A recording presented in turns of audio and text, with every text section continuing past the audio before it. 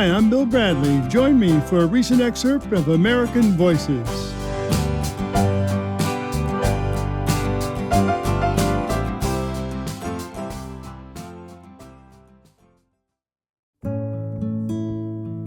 Here in American Voices, we celebrate all that this country has to offer. So after hearing about people who do wonderful things and people's life stories, we also want to celebrate the land. So each week we invite authors to talk about a favorite place or sound in the country.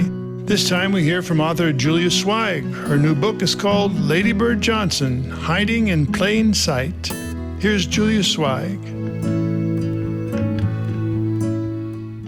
Hello, my name is Julia Sweig, and my favorite place in America is in Wellfleet, Massachusetts, in Wellfleet Harbor, along the shoreline. And I call it the book bench. It's a elevated platform. There's a bench on it, and next to the bench is a large plastic weatherproofed box, and inside of the box are marbly looking paper notebooks. They're composition notebooks. So there's some mystery person in Wellfleet who keeps the book bench box stocked with notebooks and pens. And every year people go to the book bench and fill out right into the composition notebooks. There's some mystery person or people who keep the notebooks replenished year after year. And in my mind, they've got years, maybe decades of book bench notebooks stored somewhere as a record. So when you sit on the book bench, you're looking toward Boston, more or less. But before you get out to the far vista of the bay, what you see is the harbor itself. So you can see boats that are docked along the harbor, mostly very small fishing boats or rowboats. Sometimes the immediate area, if it's low tide, it's very marshy, and you can see kind of a sulfury black mud, which often is like crawling with little sand crabs and grasses. And then a little bit farther in the distance, you can see a restaurant or two that's on the harbor, but mainly what you see is boats that are docked, and then beyond that, Wellfleet Bay. The vistas from the point where the book bench sits are pretty gorgeous, and I think they bring out some profound emotions. So when I go to the book bench and make my inscription, also the beautiful thing is to read about what other people's lives are like at the time. I get the impression that there's a lot of maybe younger women, at least, whose notes have stuck in my mind, who are writing about having gone through something very difficult recently and that they're feeling better now than they were over the course of the year, or they're writing about loss. A lot of people write about loss in these notebooks. My memory is that it's almost always people that have lost a loved one. I don't really share anything very profound in these notebooks. For me, going there is about, maybe I'm a bit of a voyeur, but it's about reading what other people are writing, or reading about the range of people geographically and internationally that have come to visit. I think the most that I've ever written is just very basic data about the time of year, who we're there with, maybe something happening of note in our lives, but it's not a place where I use as a confessional, but rather to read other people's confessions.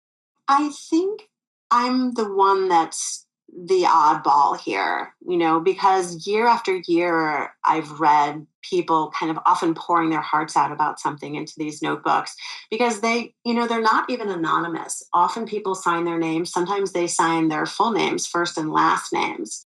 I mean, I don't know why people feel so free to share the depth of their inner lives in these things. But I think it has to do with the setting. I think it has to do with the power of the place that brings people down to a moment where they can sit and meditate with themselves. And the notebooks invite that kind of freedom. not to me, but clearly to other people. I actually quite love the ability to connect with these strangers and the fact that I know that each year I'm going to go there and do it again.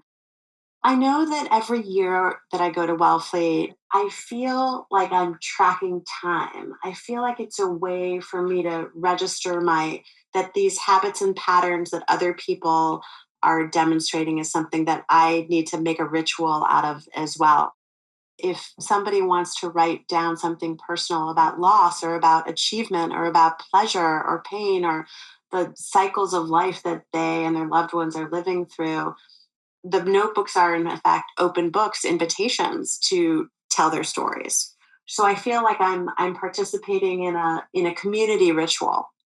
I do have a much greater appreciation for the act of recording one's experience and observations in real time because I just finished writing a book about Lady Bird Johnson, and a huge part of the source material and a huge thing of that's so remarkable about Lady Bird is that she kept a diary of her entire 5 years experience in the White House and left it in public, just like those people in the book bench are recording their experience for the public to digest. I mean, I feel a sense of the poignancy of people's lives. And sometimes reading about loss, of course, I feel sad, but I don't only feel sad.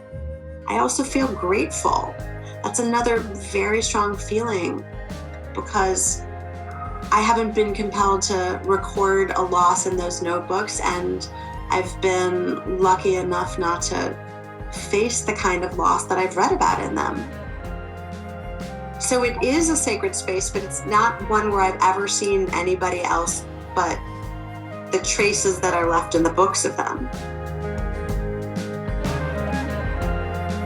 That was Julia Sweig. Her new book is called Lady Bird Johnson, Hiding in Plain Sight.